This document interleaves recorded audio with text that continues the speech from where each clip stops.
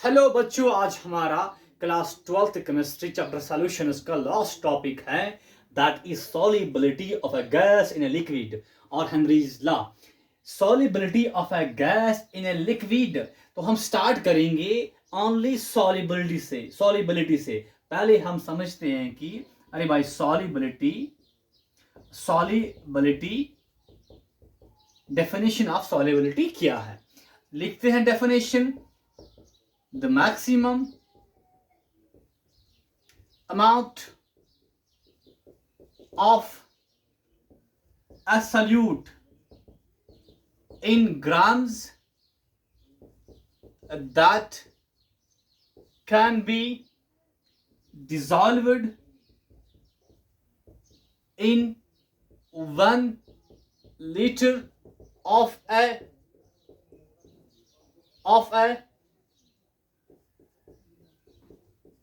particular solvent at a given temperature and a pressure। मतलब भाई कि अगर हमारे पास क्या है, सॉल्वेंट है और कितना 1 लीटर। चलिए इस वेसल में हम रखते हैं 1 लीटर ऑफ सॉल्वेंट। तो सॉल्यूट के कितने ग्राम्स किसमें 1 लीटर ऑफ सॉलिड में डिजॉल्व होंगे। सॉल्यूट के कितने ग्राम्स 1 लीटर सॉलिड में डिजॉल्व होंगी, दैट इज कॉल्ड सॉल्युबिलिटी। तो सॉल्यूट किस में लेना है, ग्राम्स में। कितने ग्राम सॉल्यूट की किसमें 1 लीटर सॉल्वेंट में डिजॉल्व होंगे, उसको हम क्या कहते हैं, सॉल्युबिलिटी। पर यहां आपने याद रखना, मैंने यहां पे क्या लिखा, पर्टिकुलर सॉल्वेंट और साथ में टेम्परेचर एंड प्रेशर। मतलब सॉल्युबिलिटी टेम्परेचर और प्रेशर पे भी डिपेंड करेगा। और सॉल्युबिलिटी यहां लिखा क्या, पर्टिकुलर सॉल्वेंट। सॉल्युबिलिटी चेंज होती है अगर हम चेंज करेंगे सॉल्वेंट को, इसलिए पर्टिकुलर सॉल्वेंट भी लिखा। तो ये हमारा क्या, डेफिनेशन ऑफ सॉल्युबिलिटी। तो हम स्टार्ट करेंगे इसके बाद फैक्टर्स अफेक्टिंग सॉल्युबिलिटी से। Factors affecting solubility. पर अगर मैं आपसे कहूं कि सॉल्युबिलिटी की यूनिट्स क्या है, आपने ये भी याद रखना चाहिए यूनिट्स ऑफ सॉल्युबिलिटी क्या है। कि क्या है भाई, ग्राम ऑफ सॉल्यूट, हाँ, that can be dissolved in what 1 litre of solvent. तो ग्राम पर litre is unit of solubility. और मोल्स पर लीटर, ये भी क्या, यूनिट ऑफ सॉल्युबिलिटी। तो चलिए स्टार्ट करते हैं कहां से, फैक्टर्स अफेक्टिंग सॉल्युबिलिटी। यहां फर्स्ट फैक्टर जो हमारा है that is what, nature of a solute and solvent. तो मेरे भाई मुझे बताओ आप, ये हमारा क्या, NaCl है और यहां पर ये हमारा वाटर है और नीचे हमारा ये बेंजीन है। अगर मैं आपसे कहूं कि वाटर जो है, आप कहेंगे सर हमने पढ़ा है कि वाटर जो होता है ये पोलर होता है, यहाँ पोलर सॉल्वेंट है। और बेंजीन जो है ये नॉन पोलर सॉल्वेंट है। तो ये डिफरेंस है between water and benzene. Water polar solvent, अरे भाई बेंजीन क्या है, नॉन पोलर सॉल्वेंट। अब NaCl किस में डिसॉल्व होगा, इसमें या इसमें। ये भी हम जानते हैं कि NaCl जो है ये एक पोलर कंपाउंड है या पोलर सॉल्यूट है, तो ये डिसॉल्व होगा, ये सॉल्युबल है only in water and not in benzene. क्योंकि हम जानते हैं पोलर सॉल्यूट डिसॉल्व होगा पोलर सॉल्वेंट में। हम ये भी कह सकते हैं लाइक डिसॉल्वर्स, अरे भाई लाइक डिसॉल्वर्स, लाइक पोलर सॉल्युबल है पोलर में बट पोलर सॉल्युबल नहीं है नॉन पोलर में। आप इसको नोट कीजिए।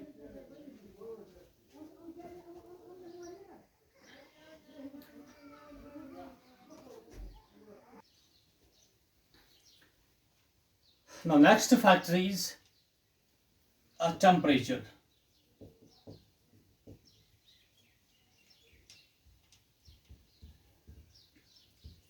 नाउ हम जानते हैं बेटा कि सल्यूट को जब हम क्या डिजॉल्व करते हैं किसमें, सॉल्वेंट में, we get a solution and the process of getting solution by dissolving solute in solvent, this is called what, this is called dissolution.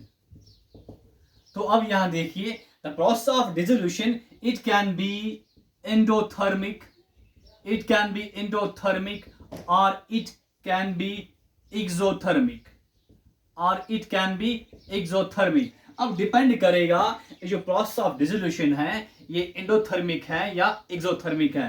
अगर ये एंडोथर्मिक है तो हम कहेंगे हीट, यहां पर क्या हीट रिक्वायर्ड है, हीट रिक्वायर्ड है। और एक्सोथर्मिक बोले तो heat released. In the case of endothermic heat required बोले हमने हीट को देना है, हीट को ऐड करना है, हमने हीट को देना है। अरे हीट देना मतलब क्या, अरे हीट ऐड करना मतलब क्या, टेम्परेचर को इंक्रीज करना है। और यहाँ पे टेम्परेचर इंक्रीज करने से सॉल्युबिलिटी क्या होगी, इंक्रीज। इसका अपोजिट क्या, एक्सोथर्मिक। यहाँ पे हमने टेम्परेचर डिक्रीज करने से सॉल्युबिलिटी इंक्रीज होती है। In case dissolution process is exothermic. तो ये था फैक्टर ऑफ टेम्परेचर। उसके बाद हमारा नेक्स्ट फैक्टर जो है दैट इज प्रेशर। और ये वाला थर्ड फैक्टर है जो कि इंपॉर्टेंट है, प्रेशर फैक्टर। आप इसको नोट कीजिए। चलिए अब मैं इसको रब करता हूं। अब हमारे नेक्स्ट फैक्टर जो हमारा है that is what, pressure.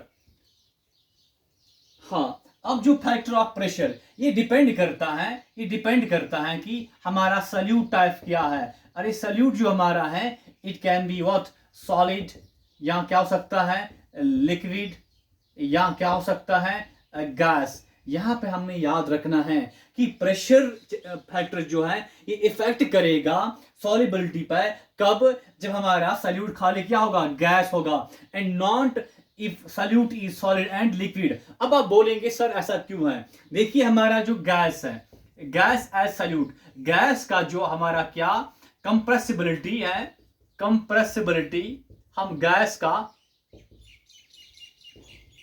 Change कर सकते हैं, इंक्रीज कर सकते हैं। गैस को हम कंप्रेस और कर सकते हैं। अरे कंप्रेस कैसे कर सकते हैं, अगर हम गैस में प्रेशर करेंगे इंक्रीज, प्रेशर बढ़ाने से गैस का कंप्रेसिबिलिटी या गैस जो होता है मोर कंप्रेस हो सकता है प्रेशर बढ़ाने से। और जब कंप्रेसिबिलिटी गैस का हम बढ़ाते हैं मतलब इससे सॉल्युबिलिटी भी बढ़ जाती है। तो सॉल्युबिलिटी ऑफ गैस बढ़ेगी जब इसको हम कंप्रेस और करेंगे। और कंप्रेस कब ये ज्यादा हो सकता है, प्रेशर बढ़ाने से। बट जो सॉलिड एंड लिक्विड है ये सल्यूट हमारे क्या, ये ऑलरेडी कंप्रेस्ड होते हैं, ऑलरेडी कंप्रेस्ड होते हैं। तो इनका कंप्रेसिबिलिटी हम बढ़ा नहीं सकते हैं by increasing pressure. But gas का कंप्रेसिबिलिटी, गैस को हम मोर कंप्रेस कर सकते हैं बाय इंक्रीजिंग प्रेशर। और जब कंप्रेसिबिलिटी बढ़ेगी तब सॉल्युबिलिटी भी बढ़ेगी। तो हम यहाँ पर लिख सकते हैं क्या, प्रेशर के केस में, in case of gaseous solute there is a chance of increase in compression by increasing pressure which in turn increases solubility। तो प्रेशर बढ़ाने से कंप्रेशन बढ़ जाएगा और कंप्रेशन होने से सॉल्युबिलिटी बढ़ जाएगी। पर ये पॉसिबल है खाली if solute is gas not solid and liquid. तो इसको आप नोट कीजिए।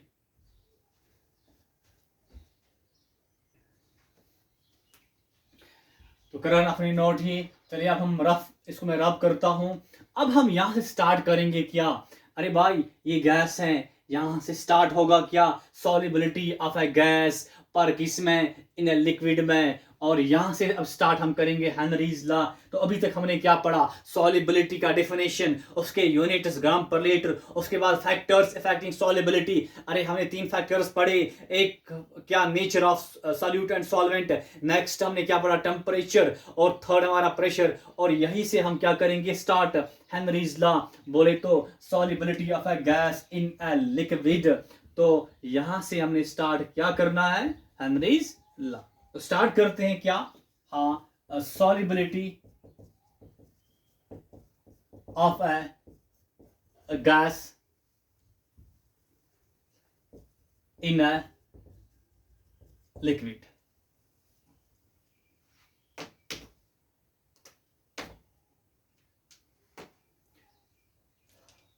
तो डियर बेटा आप लिखिए कि सॉलिबिलिटी जो है, the solubility of a gas in a liquid is directly proportional to the partial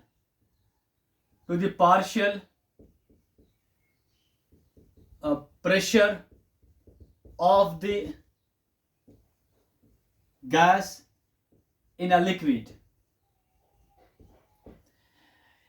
इसको हम यहां पे समझते हैं, ये हमारा वेसल है। चलिए इसमें कोई भी लिक्विड है, लाइक हम यहां पे लेते हैं, चलिए इसमें वाटर है एज अ लिक्विड, और इसके ऊपर जैसे कि अगर ये वाटर, ये vessel with water open field में है, तो ऊपर फिर क्या होंगे एटमॉस्फेरिक गैसेस। उसमें क्या क्या हमारे आता है, ऑक्सीजन या नाइट्रोजन और हाइड्रोजन गैस या कार्बन डाइऑक्साइड गैस या helium gas and so on. तो अब ये गैसेस हैं, हमने इनका क्या पढ़ना है, सॉलिबिलिटी किसमें, लिक्विड में। तो ये किसकी डायरेक्टली प्रोपोर्शनल है, ये हमने पढ़ा कि अरे भाई जो सॉलिबिलिटी है, सॉलिबिलिटी किसका, किसी भी गैस का क्या है, directly proportional to what, to partial pressure, P for partial pressure of gas above the liquid surface। तो यहां पे अगर मैं आपसे कहूंगा इन गैसेस में किसका सॉलिबिलिटी ज्यादा होगा इस वाटर में, तो आप कहेंगे सर जिसका क्या होगा पार्शियल प्रेशर ज्यादा, उसका क्या होगा सॉलिबिलिटी ज्यादा। यहां पे ऑक्सीजन का क्या सॉलिबिलिटी ऑफ ऑक्सीजन किसके डायरेक्टली प्रोपोर्शनल है, तो आप कहेंगे sir partial pressure of oxygen above the liquid surface, ये आप कह सकते हो। नाउ नेक्स्ट पॉइंट इज, तो हमने यहां पे सीखा क्या कि सॉलिबिलिटी ऑफ अ गैस जो है, solubility of a gas is directly proportional to partial pressure of gas above the liquid surface। in other words we can say अब अगर ये सारे गैसेस इसमें सॉल्युबल हैं, तो वाटर में क्या क्या होगा, इसमें मोल्स ऑफ ऑक्सीजन भी होंगे, इसमें मोल्स ऑफ नाइट्रोजन भी होगा, इसमें मोल्स ऑफ हाइड्रोजन भी होगा, इसमें मोल्स ऑफ कार्बन डाइऑक्साइड भी होगा, इसमें मोल्स ऑफ हीलियम भी प्रेजेंट होंगे। तो मुझे बताइए बेटा, अगर इसमें मोल्स ऑफ ऑक्सीजन भी हैं, तो फिर ये हमारा क्या जीटा ऑफ ऑक्सीजन बोले तो मोल फ्रैक्शन ऑफ ऑक्सीजन, अरे किसके बराबर, number of moles of oxygen divide by total moles and T. अब हम ये भी कह सकते हैं, अरे इस लिक्विड में जिस गैस का मोल फ्रैक्शन ज्यादा होगा, जिसका मोल फ्रैक्शन ज्यादा होगा, मतलब जिसका मोल फ्रैक्शन इस लिक्विड में ज्यादा होगा, मतलब वो ज्यादा वो डिजॉल्व हो चुका है किसमें, लिक्विड में, मतलब उसकी सॉल्युबिलिटी फिर ज्यादा है। अरे ये भी हम कह सकते हैं more the number of moles in the liquid, अरे more is it is mole fraction, more is the mole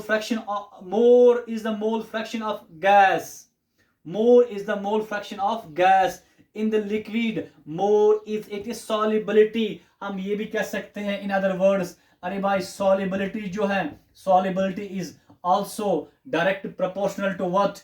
To mole fraction of gas above mole fraction of gas in the liquid, or in a liquid, mole fraction of gas in a liquid. Mole fraction ज्यादा, solubility ज्यादा. अब हम ये भी जानेंगे किसका mole fraction ज्यादा होगा लिक्विड में और जिसका पार्शियल प्रेशर ऊपर ज्यादा होगा. तो इन दो को कंबाइन कर सकते हैं हम. combining we can say what? This is what?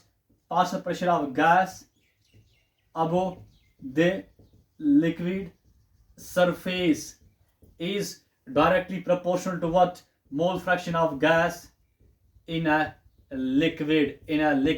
और ये जो है, this is what? This is the actual definition. This is the actual definition of Henry's law. अरे भाई, जो solubility of what? Of gas depend किस पे करेगा? पार्शियल प्रेशर ऑफ गैस अब द लिक्विड सरफेस. यहाँ solubility जो है वो डिपेंड किस पे करेगा? जिसका ज्यादा mole fraction in the liquid, उसका ज्यादा सॉल्युबिलिटी. इन दो को मिलाकर हमें क्या मिला?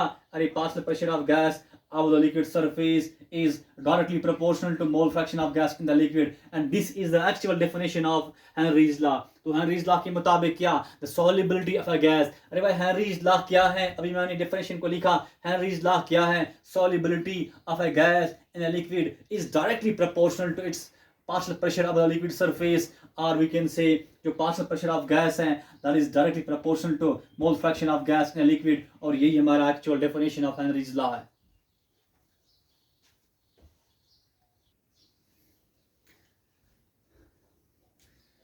चलिए, आपने नोट करा इसको, तो रब करते हैं. इसके बाद हम देख सकते हैं भाई कि यहाँ पर जो हमारा actual definition of Henry's law बताओ क्या? P for partial pressure of gas, हम शॉर्ट में लिख सकते हैं P मतलब is what? Directly proportional to what? Zeta of gas. What is P? It is partial pressure of gas above the liquid surface. What is zeta gas? It is mole fraction of gas in the liquid, or we can say why P is equal to, इसको हटाएंगे, यहाँ पे क्या आएगा? Constant of proportionality, जिसका नाम क्या? KH.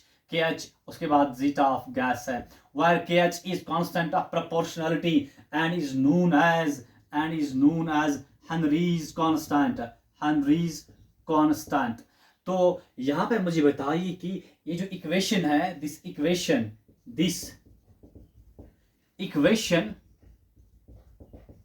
is the actual equation of Henry's law, or this equation represents a straight line equation. अरे भाई, straight line equation क्या? y equals to mx. और जब हमारा क्या होता है straight line equation, तो उसका ग्राफ भी क्या आता है? चलिए ग्राफ ड्रा करते हैं. यहाँ पे हमारा ये भाई क्या? y एक्सिस, और ये हमारा क्या? x एक्सिस, और फिर ये y एक्सिस, ये x, और हमारा m यहाँ पे क्या? स्लोप स्टार्टिंग फ्रॉम ओरिजिन, ये हमारा स्लोप होता है, इसको हम m कहते हैं. अब यहाँ पे हम अब ये हमारा इक्वेशन जो है इसको इसके साथ रिलेट करते हैं. यहाँ y की जगह हमारा p है. अरे p बोले तो पार्शियल प्रेशर, और x की जगह हमारा क्या है? Zeta of gas, mole fraction of gas, और फिर m की जगह क्या है? KH. अरे भाई, ये हमारा क्या? ये हमारा स्लोप जो है किसके बराबर? KH के बराबर. In this equation of Henry's law जो हमारा स्लोप है किसके बराबर? KH के बराबर. तो ये हमारा क्या? Partial pressure of gas above the liquid surface, ये हमारा मोल fraction of gas in the liquid, और ये हमारा स्लोप जो है किसके बराबर? KH के बराबर. चलिए, अब हम देखते हैं इसके बाद यूनिट्स ऑफ KH. ये ग्राफ के बाद यूनिट्स ऑफ KH. तो मुझे आप बताइए कि KH का क्या यूनिट आएगा. तो चलिए यहाँ पर एक बॉक्स बनाते हैं, एज ए रफ लिखते हैं कि P किसके बराबर? KH जीटा ऑफ गैस, और we can say KH into zeta of gas equals to P, or you can say KH equals to P divided by zeta of gas. अरे ये zeta of gas क्या है? Mole fraction है. अरे fraction क्या होता है? अरे फ्रैक्शन जो होता है ये मोल फ्रैक्शन मतलब फ्रैक्शन है। फ्रैक्शन क्या होता है? यूनिट लेस होता है, क्योंकि ऊपर भी मोल्स नीचे भी मोल्स, तो ये हमारा क्या यूनिट लेस। तो यहाँ के एच का यूनिट क्या होगा? जो यूनिट ऑफ प्रेशर है। अरे यूनिट ऑफ प्रेशर क्या होता है? अरे बार होता है। यहाँ क्या एटमॉस्फेयर होता है, यहाँ क्या टॉर होता है, यहाँ क्या mm ऑफ एच जी होता है, यहाँ पास्कल। तो unit of K H Henry's constant is same as unit of pressure. तो इसका यूनिट क्या हो सकता है? के एच का यूनिट क्या? अरे के एच का यूनिट बार, यहाँ लिख सकते हैं टॉर, यहाँ लिख सकते हैं क्या ATM एटमॉस्फेयर, या mm ऑफ एच जी, या पास्कल। अरे same as a unit of pressure. इसके बाद हम स्टार्ट करते हैं क्या, के एच का वैल्यू किस पर डिपेंड करेगा। पहले आप इसको नोट कीजिए।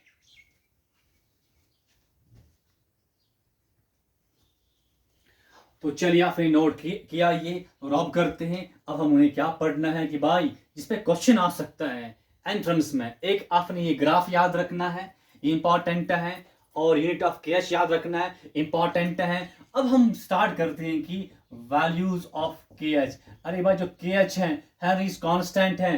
फर्स्ट पॉइंट हम लिखेंगे कि डिपेंड किस पे करता है। लिखिए आप, K H depends on the nature of solute and solvent। KH depend करेगा nature of solute and solvent पे, और KH डिपेंड करेगा, ये ऑल्सो डिपेंड करता है किस पे? टेम्परेचर पे।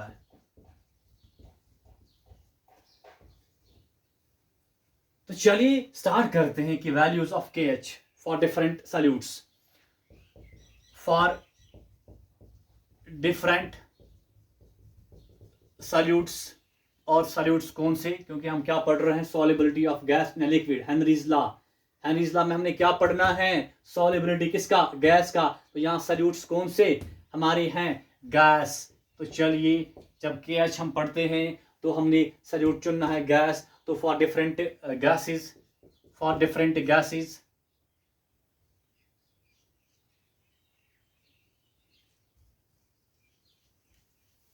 हाँ यहाँ पे ये भी लिख सकते हैं, के वैल्यू ऑफ के एच लिखिए आप, value of K H for different gases at 20 degree Celsius. क्योंकि के एच डिपेंड करेगा टेम्परेचर पर भी, अरे के एच डिपेंड करेगा किस पे? सल्यूट पर भी, और के एच डिपेंड करेगा सॉल्वेंट पर भी। इसलिए लिखिए आप, value of K H for different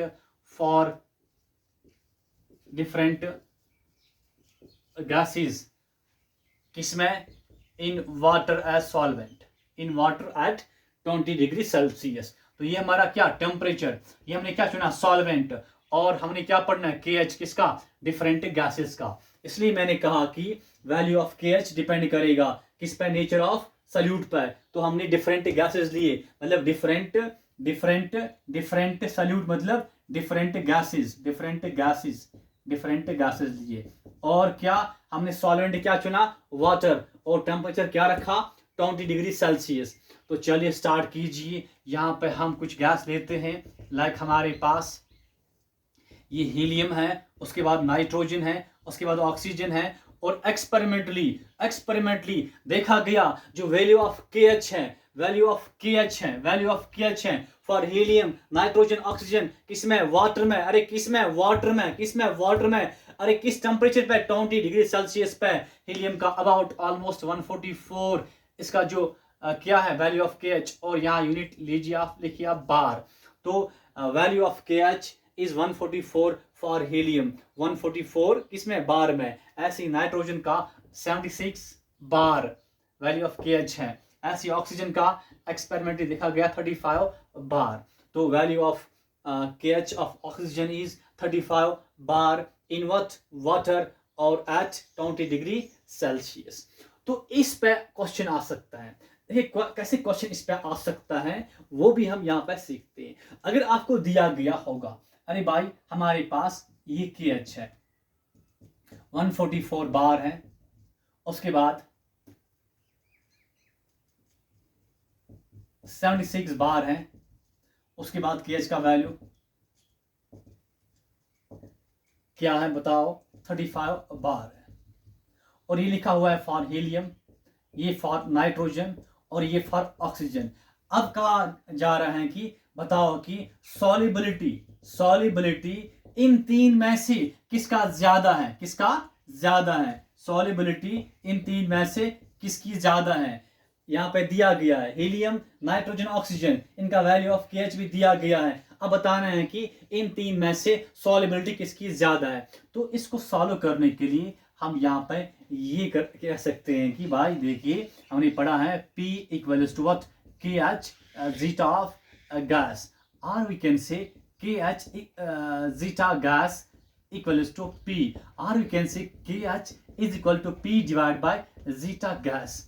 हमने ये पढ़ा था, अरे जिसका मोल फ्रैक्शन, जिस गैस का मोल फ्रैक्शन लिक्विड में ज्यादा होता है, अरे more is the mole fraction of a gas in a liquid, more is the mole fraction of gas in a liquid, अरे more is it is solubility. हमने ये पढ़ा था, more is it is solubility. अब यहाँ देखिए जिसका KH value ज्यादा उसका मोल फ्रैक्शन उस गैस का कम होगा, अरे जिसका ये ज्यादा होगा उसका ये कम होगा, और जिसका ये कम उसका ये कम होगा। अब जिसका ये कम होगा, अब जिसका KH वैल्यू कम होगा, इसका KH वैल्यू कम होगा, और जिसका ये कम उसका क्या होगा, उसका मोल फ्रैक्शन क्या होगा, ज्यादा, और इसका मोल फ्रैक्शन ज्यादा उसकी सॉलिबिलिटी ज्यादा। तो आपने देखना क्या है, जिसका KH वैल्यू कम है उसका मोल फ्रैक्शन ज्यादा होगा और इसकी सॉलिबिलिटी ज्यादा। तो इन तीन में से ऑक्सीजन का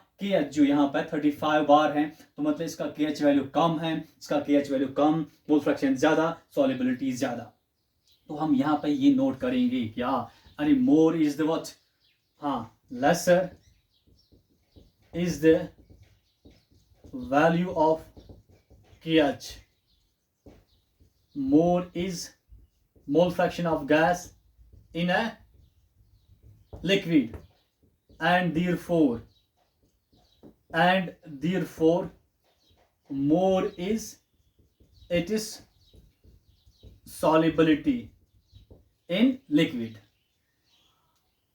अब इन तीन में से solubility ऑक्सीजन की ज्यादा है, आप यहां पर लिख सकते हो फिर जो ऑक्सीजन यहाँ पर है इसका KH वैल्यू बिल्कुल कम है, इसलिए ये क्या यहाँ पर लिखो आप, हाईली सॉल्युबल है, हाईली सॉल्युबल है किसमें, वाटर में। ऑक्सीजन का यहाँ पर KH वैल्यू बिल्कुल कम है और यहाँ पर ये हाईली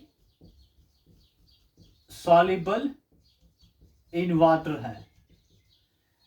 और अब हीलियम जो है इसका KH वैल्यू बिल्कुल ज्यादा है, बहुत ज्यादा है, इसलिए ये जो है ये इनसॉल्युबल होता है, इनसॉल्युबल इन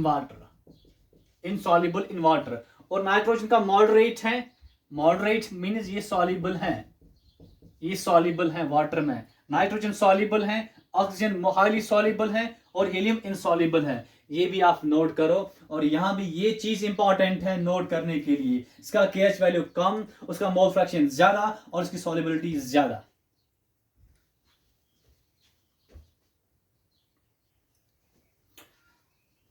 क्या मैं रब करूं इसको, आपने लिखा ये। चलिए अब हमने यहां ये पढ़ा कि वैल्यू ऑफ KH ये डिफरेंट होता है, ये डिपेंड करता है सॉल्यूट पे, मतलब गैसेस पे, सॉल्वेंट पे और टेम्परेचर पे भी डिपेंड करता है एट डिफरेंट टेम्परेचर। ये जो वैल्यूज हीलियम, नाइट्रोजन, ऑक्सीजन की हैं किसमें है, वाटर में, पर एट 20 डिग्री सेल्सियस, ये वैल्यूज 20 डिग्री सेल्सियस पे है। तो टेम्परेचर का भी इफेक्ट होता है किस पे, KH पे। और यहां पे एक इंपॉर्टेंट पॉइंट है जो हमने याद रखना है, बताओ क्या, अरे KH एंड टेम्परेचर, ये इंपॉर्टेंट है। क्यों, अगर टेम्परेचर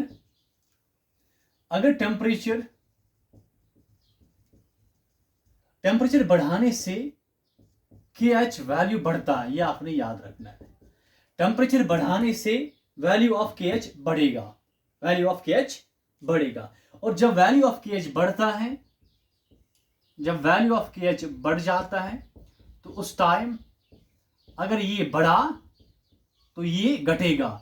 जब वैल्यू ऑफ KH बढ़ेगा तो mole fraction of gas in a liquid क्या होगा, कम होगा। जब mole fraction of gas in a liquid कम होगा तो solubility of gas in a liquid, अरे भाई बताओ क्या, कम। तो ये इंपॉर्टेंट है कि KH वैल्यू और टेम्परेचर में डायरेक्ट रिलेशन है। मतलब टेम्परेचर बढ़ा, KH वैल्यू बढ़ा, जब KH वैल्यू बढ़ेगा, अरे जीटा गैस बढ़े, कम होगा, जब ये कम होगा तो solubility of gas in a liquid कम। और यही रीजन है, दैट इज वाई जो हमारे क्या एक्वाटिक एनिमल्स हैं, aquatic animals are more comfortable in cold water than in hot water, are more comfortable in cold water। क्योंकि कोल्ड वाटर बोले तो टेम्परेचर क्या होगा, अरे भाई कोल्ड वाटर बोले तो टेम्परेचर क्या होगा, कम। अगर टेम्परेचर कम है KH क्या होगा, कम। जब KH कम है उस टाइम मोल फ्रैक्शन क्या होगा, ज्यादा। जब मोल फ्रैक्शन ज्यादा है सॉल्युबिलिटी ऑफ ऑक्सीजन क्या होगी, ज्यादा। अरे जो वाटर कोल्ड है वहां ऑक्सीजन की सॉल्युबिलिटी ज्यादा है, ऑक्सीजन की कॉन्सेंट्रेशन ज्यादा है, और वहां एक्वाटिक एनिमल्स मोर प्रेफर करेंगे to live in cold water. ये भी आप नोट कीजिए।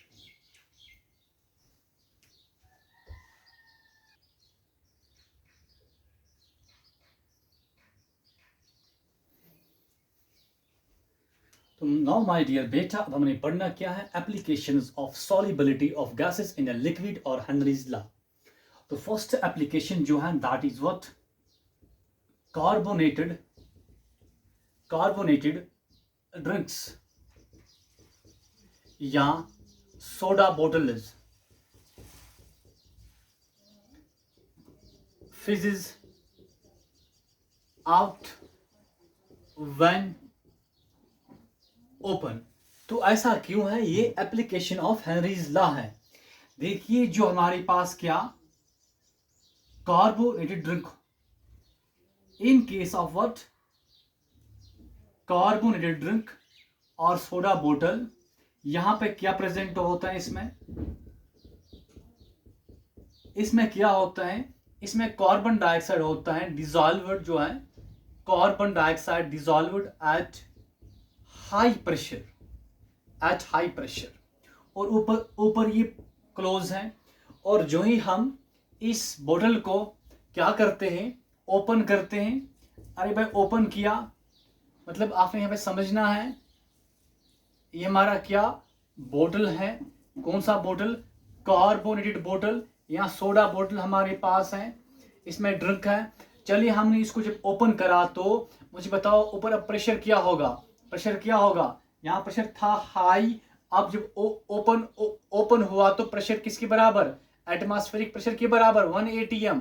मतलब ओपन करने से प्रेशर क्या होगा, डिक्रीज होगा। हमने पढ़ा है कि देखिए कि जो सॉल्युबिलिटी ऑफ ए गैस है वो डायरेक्टली प्रोपोर्शनल टू है what partial pressure of A gas above the liquid. यहाँ पर लिक्विड है, ड्रिंक है, ऊपर यहाँ तक लिक्विड है, तो partial pressure of A gas above liquid पे डिपेंड कौन करते हैं, सॉल्युबिलिटी। अरे भाई यहाँ पे हमने भाई फोर्स ऊपर बंद करा था, प्रेशर बढ़ाया था तो कार्बन डाइऑक्साइड को डिसॉल्व करा था। अब यहाँ जब हमने ओपन करा तो partial pressure of carbon dioxide क्या हुआ, डिक्रीज हुआ। अरे डिक्रीज का मतलब इसका सॉल्युबिलिटी भी क्या डिक्रीज। तो जब इसकी सॉल्युबिलिटी डिक्रीज, अब क्या इसमें कार्बन डाइऑक्साइड जो जबरदस्ती से डिसॉल्व करा था वो क्या आएगा भाई, वो ऊपर आएगा। The carbon dioxide comes out due to which soda bottles fizzes out. तो ये रीजन है why carbonated drinks or soda bottles fizzes out when open. तो रीजन क्या है, जो ही हम इनको ओपन करते हैं, when carbonated drinks or soda bottles are opened the pressure above the liquid or above the drink gets decreased due to which solubility gets decreased. That is the reason why carbon dioxide that comes out or soda bottles fishes out. तो ये first application है। Next application यहाँ पर लिखते हैं that is what deep sea diverse. चलिए यहाँ पे आप समझना है कि डीप सी डाइवर्स का प्रॉब्लम क्या होता है। अरे जो डीप सी डाइवर्स होते हैं, चलिए अब ये सी के यहाँ पर है, मतलब यहाँ पे एट डेप्थ ऑफ सी जो प्रेशर होता है वो बहुत ज्यादा होता है, बहुत ज्यादा। अरे जब प्रेशर ज्यादा होगा, मतलब pressure partial pressure of oxygen भी क्या होगा, ज्यादा होगा। Partial pressure of carbon dioxide भी, सॉरी, नाइट्रोजन भी क्या होगा, ज्यादा होगा। क्योंकि यहाँ पे अरे इंसान है तो इसको क्या लेना है, ऑक्सीजन या और नाइट्रोजन भी डिजॉल्व होता है ब्लड में। अब यहाँ पे प्रेशर ज्यादा है, मतलब यहाँ पे जो डीप सी डाइवर है इसके ब्लड में जो कॉन्सेंट्रेशन है किसका, ऑफ ऑक्सीजन एंड नाइट्रोजन है, वो क्या होगा, इज हायर, ज्यादा है। अब जो ही ये डीप सी डाइवर क्या आया, ऊपर आया। अरे जब ये ऊपर आता है, सी के बाहर आता है, तो यहाँ पे जो प्रेशर किसके बराबर, 1 atm के बराबर। तो प्रेशर क्या हुआ, अरे ऊपर आने से प्रेशर इसका क्या होगा, डिक्रीज। जो ही प्रेशर डिक्रीज, अरे जो यहाँ पे डीप सी डाइवर के ब्लड एक लिक्विड है, उसके ब्लड में जो क्या होता है, higher concentration of oxygen nitrogen. आज जब प्रेशर डिक्रीज हुआ, सेम जैसे यहाँ पे हुआ, यहाँ पे था कार्बन डाइऑक्साइड, वो क्या बाहर आया, यहाँ पे इसके ब्लड में क्या है, ऑक्सीजन एंड नाइट्रोजन, इसका कॉन्सेंट्रेशन बहुत ज्यादा है। जब प्रेशर घटा तो सॉल्युबिलिटी घटेगी, जब सॉल्युबिलिटी घटेगी तो जो oxygen and nitrogen in the blood of deep sea diver वो क्या आएगा, बाहर आएगा, which causes what, a medical condition in deep sea diver, जिसका नाम क्या है, उस मेडिकल कंडीशन का बैंड्स। तो यहां पर लिखते हैं the dissolved oxygen and nitrogen in deep sea divers comes out in the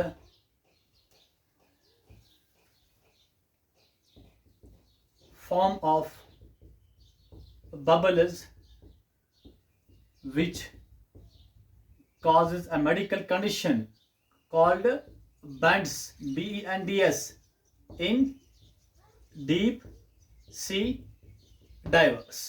तो ये पॉइंट आप नोट कीजिए। as soon as deep sea diver comes out, तो इसके ब्लड में जो क्या होता है, ऑक्सीजन एंड नाइट्रोजन, वो क्या बाहर आता है, और जिसकी वजह से किस शक्ल में आता है, बबल्स की शक्ल में बाहर आता है, which causes BENDS in deep sea divers। This condition is same as that in the case of soda bottles। तो अब एक क्वेश्चन इस पे आ सकता है यहाँ पर, इस एप्लीकेशन पर, वो ये कि देखिए डीप सी डाइवर्स जो होते हैं ये यूज करते हैं क्या, एक आयर टैंक लेकर जाते हैं। आयर टैंक जब भी ये डाइव करते हैं सी में, तो इनके साथ आयर टैंक होते हैं। अरे आयर टैंक में क्या होता है, ऑक्सीजन और हीलियम होता है इन प्लेस ऑफ नाइट्रोजन। ये आपने याद रखना है। Why deep sea diverse use or why air tank of deep sea divers contain helium in place of nitrogen। देखिए इसका रीजन क्या है, तो क्वेश्चन क्या आ सकता है, why air tank of deep sea divers contain helium in place of nitrogen. तो ये हमने इसका जवाब देना है, लिखना है। देखिए क्यों, क्योंकि हम जानते हैं, हमने पढ़ा कि जो हीलियम का सॉल्युबिलिटी है वो बहुत कम है as compare to nitrogen. Helium की जो सॉल्युबिलिटी है वो कम होती है नाइट्रोजन। अब जब डीप सी डाइवर कहाँ पर है, डेप्थ पर है, प्रेशर ज्यादा है, और प्रेशर बढ़ने से सॉल्युबिलिटी बढ़ेगी। अब इसके आयर टैंक में ऑक्सीजन है तो ज्यादा ऑक्सीजन जाएगा, अब बट नाइट्रोजन भी ज्यादा जाएगा, पर नाइट्रोजन नहीं है, वहां पे क्या है, हीलियम की सॉल्युबिलिटी क्या होती है, कम, तो बहुत कम हीलियम जाएगा कहाँ, ब्लड में। और जब ये बाहर आएगा तो इसके ब्लड में नाइट्रोजन नहीं होगा बल्कि हीलियम होगा, और इसकी सॉल्युबिलिटी बहुत कम है, तो इसकी वजह से ये बच जाएगा इस कंडीशन से। Now this is the second application. Now अब हम चलते हैं थर्ड एप्लीकेशन पे, पहले आप इसने नोट अपने ये करा, आप फास्ट कीजिए, नोट करो। और now the third application of what, of solubility of gases in a liquid or Henry's law is that is called anoxia, ANOXIA, anoxia। और इसको हम कहते हैं क्या, इसको हम कहते हैं high altitude sickness, high altitude sickness। जैसे कि हमने पढ़ा एट डेप्थ प्रेशर क्या होते हैं, ज्यादा प्रेशर, जैसे कि डीप सी डाइवर्स के केस में डेप्थ पे प्रेशर ज्यादा होता है। अरे बेटा ऐसे ही एट हाई अल्टीट्यूड्स जो प्रेशर होता है वो क्या होता है, कम। तो एट हाई अल्टीट्यूड्स प्रेशर कम होता है, मतलब बेटा प्रेशर कम का मतलब पार्शियल प्रेशर ऑफ ऑक्सीजन क्या होगा, अरे कम होगा। कहाँ पे, एट हाई अल्टीट्यूड्स। जब एक पर्सन हाई अल्टीट्यूड पे जाते हैं तो पार्शियल प्रेशर ऑफ ऑक्सीजन क्या, कम, तो इसकी सॉल्युबिलिटी ऑफ ऑक्सीजन भी क्या होगी, कम। अरे मतलब उसके ब्लड में, इसका मतलब क्या हुआ, एट हाई अल्टीट्यूड्स जो oxygen concentration in blood guts decreased. अरे कॉन्सेंट्रेशन ऑफ ऑक्सीजन ब्लड में क्या होगी, कम। जब ये कम होगी इसका मतलब कि ऑक्सीजन सप्लाई जो है, oxygen supply to mental of a body at high altitude gets decreased. अरे ऑक्सीजन मेंटल में क्या जाएगा, कम, जिसकी वजह से क्या होगा, विच कॉजेज कंफ्यूजन या which causes mental confusion and weakness termed as high altitude sickness. तो ये third application of Henry's law और third application of solubility of gases in a liquid है। चलो आप इसको नोट कीजिए।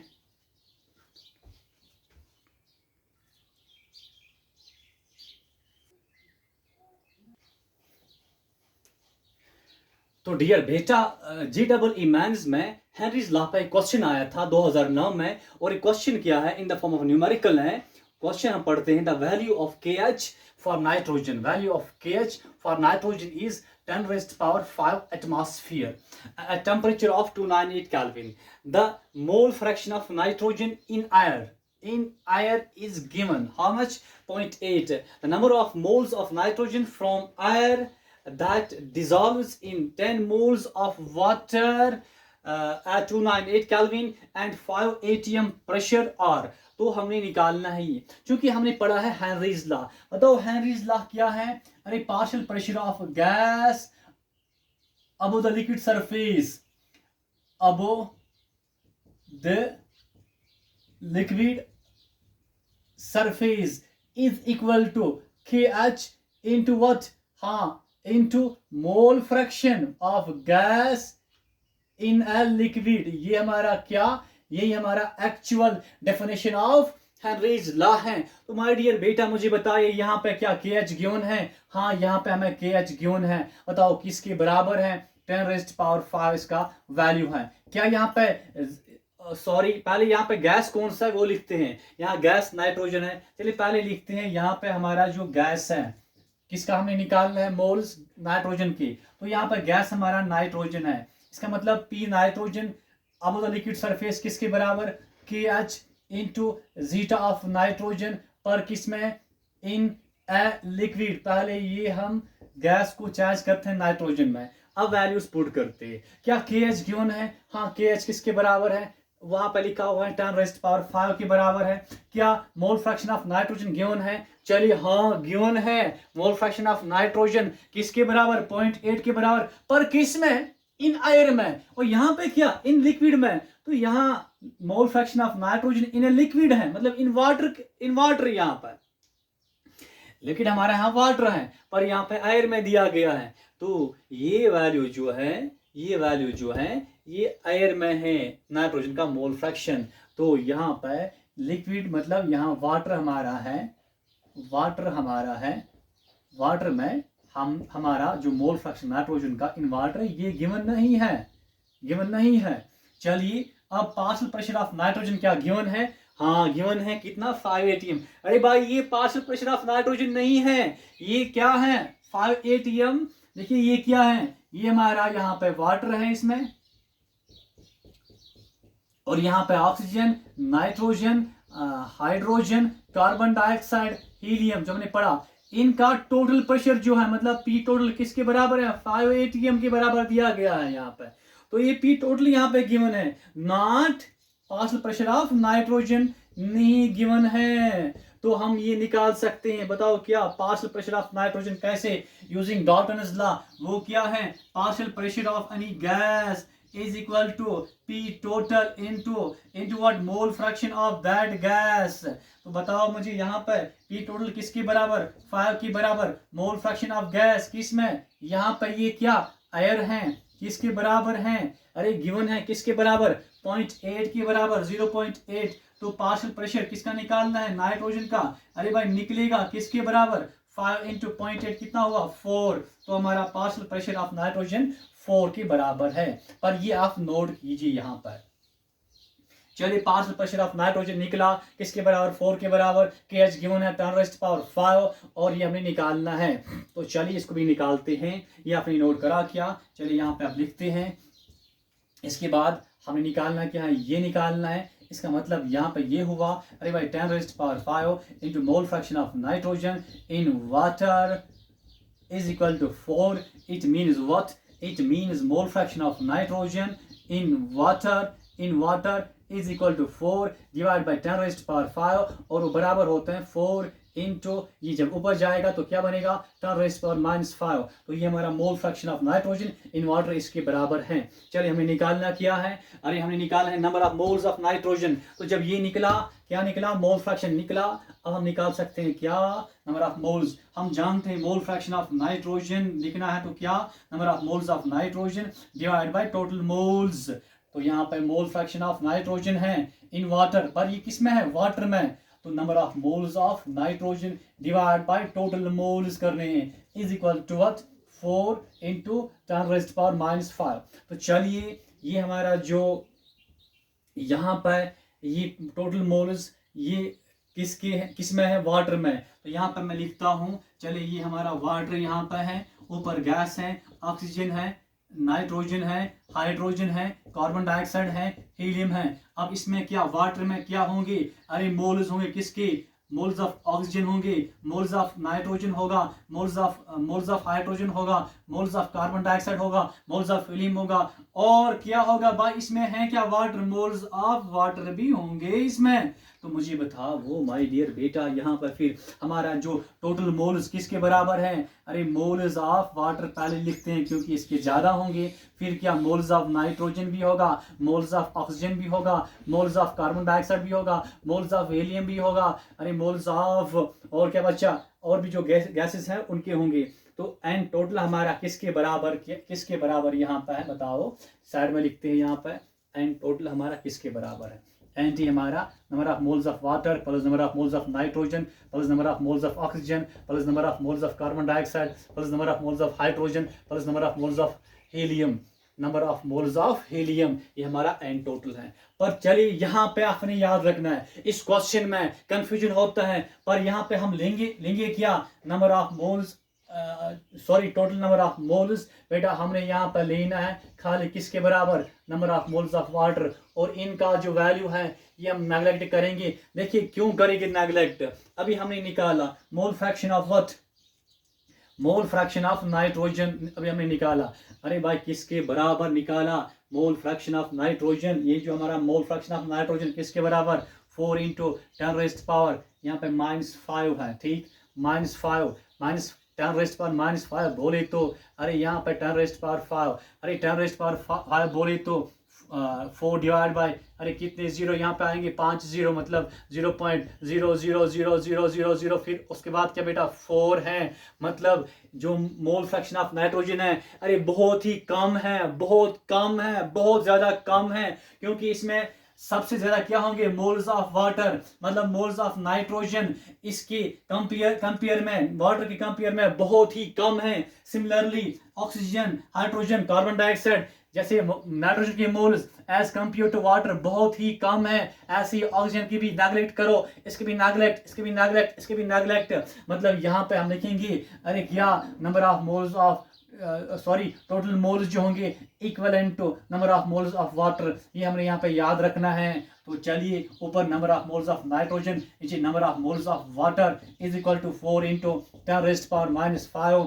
तो इसके बाद हम क्या करेंगे, हमें number of moles of water given है, बताओ कितने गिवन है, यहाँ पे 10 मोल्स हैं तो यहाँ पे 10 आएगा। तो number of moles of nitrogen निकालना है, ये हमारा क्या 4, फिर क्या 10⁻⁵, उसके बाद यहाँ पे 10 आएगा। तो number of moles of nitrogen किसके बराबर 4, इसको इंटू करके हमें क्या मिलेगा 10⁻⁴, और ये हमारा आंसर है। बताओ कौन सा 4 इंटू 10⁻⁴ हमारा आंसर है। तो बेटा ये हमारा लास्ट टॉपिक था और लास्ट लेक्चर भी था यही, किसका, chapter solutions of class 12 chemistry. तो टाटा बाय बाय, इसके बाद हम करेंगे नेक्स्ट चैप्टर स्टार्ट। तो आपने करना क्या है, जो भी हमने पढ़ना है, खासकर न्यूमेरिकल्स कॉन्सेप्ट्स अपने क्लियर करने हैं, थोड़ी सी मेहनत करनी है, थोड़ी सी क्या ज़्यादा सी मेहनत करनी है, और बाकी इंशाल्लाह ठीक हो।